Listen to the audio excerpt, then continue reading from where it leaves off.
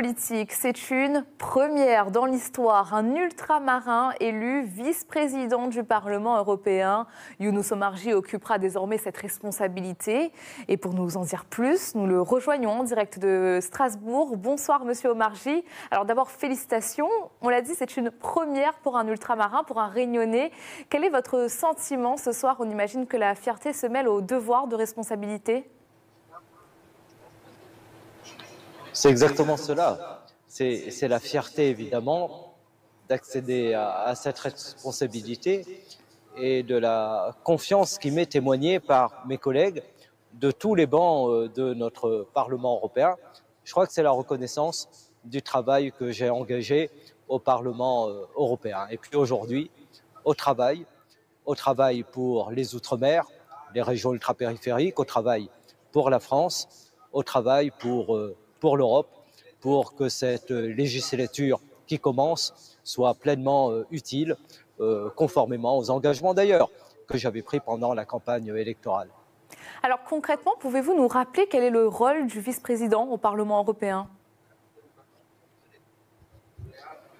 Il y a la fonction basique, simple, de présider les débats et les séance de cette grande assemblée de plus de 750 députés venant de 27 pays de l'Union européenne. Donc c'est une fonction de président des débats. Je connais un peu cela puisque j'ai été pendant 5 ans le président de la commission du développement régional. Et puis il y a des enjeux extrêmement importants pour la France, car c'est le retour de la France dans cette instance décisionnaire. Cela fait longtemps que notre gouvernement attend qu'un Français devienne vice-président du Parlement européen. Et je prends au fur et à mesure connaissance des dossiers. Et je crois qu'il y a des enjeux tout à fait majeurs sur lesquels la responsabilité va incomber, va peser sur mes épaules à présent. Un Français, vous le dites, un Réunionnais aussi à ce poste. Est-ce que c'est un atout pour notre territoire ? Bien sûr, c'est un atout et je crois aussi que c'est la confirmation de ce que j'ai toujours dit. Comme disait Laurent Vergès, nous l'est pas plus, nous l'est pas moins. Et nous l'est pas moins pour nous occuper de tout. Bien sûr, travailler pour les Outre-mer, mais se sentir aussi autorisé à travailler sur les grandes questions qui agitent l'Europe aujourd'hui.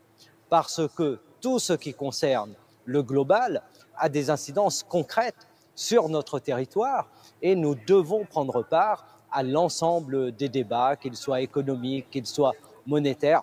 J'ai fait un travail important depuis mon élection en 2012, en commission du budget par exemple, en commission régie ensuite, pour l'ensemble des régions des 27 pays de l'Union. Et c'est cela qui me donne une autorité et un respect dans notre Parlement européen. Donc ne pas se confiner sur les questions seulement ultramarines, mais envisager évidemment le plus large pour ensuite viser de la manière la plus forte les objectifs que nous défendons pour nos territoires.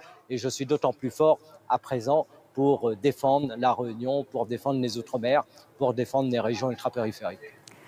Le vote pour les vice-présidents a montré un rejet de 2 groupes d'extrême droite sur 3. Est-ce que selon vous, l'extrême droite va tout de même peser au Parlement européen?